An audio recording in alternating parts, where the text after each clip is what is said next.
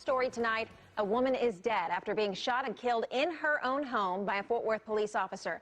The shooting happened around 2:30 this morning in the 1200 block of East Allen Avenue, just to the east of 35W. Let's go straight to Nicole Jacobs, who is live at the scene. Nicole, you've been there all day. What can you tell us?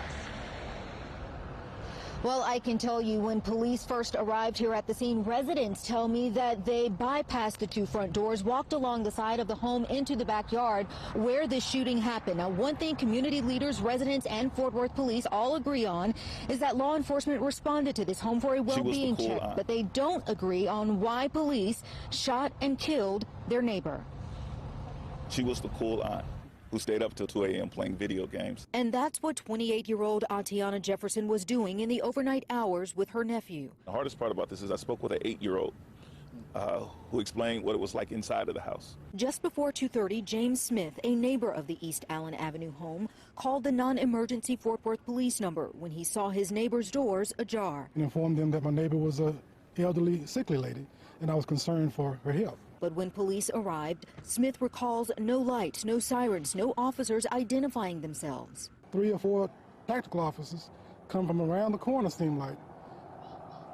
Walk across the street, go in front of her house, past the front doors, which were open, go down the side of her house to the rear of her house.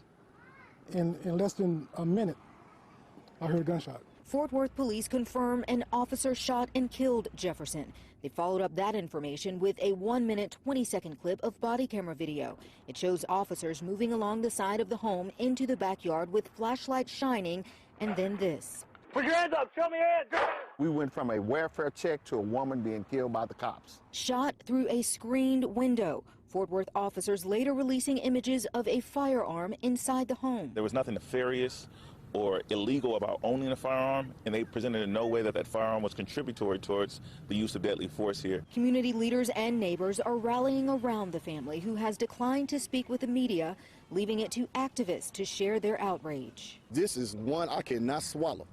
We are not target practice for nobody. But our voice is going to be heard this time. Jefferson was an Xavier University graduate working in medical cells, holding down the fort while her mother was in the hospital.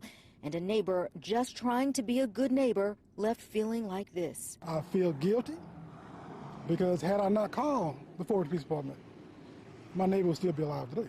But with the demand for answers, justice, and a call for an independent investigation, many in the community say an indictment is the right call. That's murder.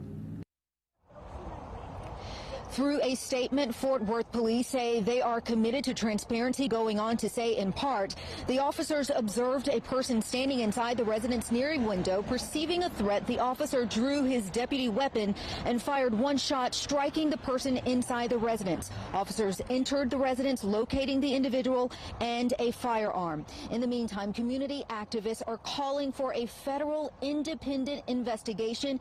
They also say they want the interim police chief to step down.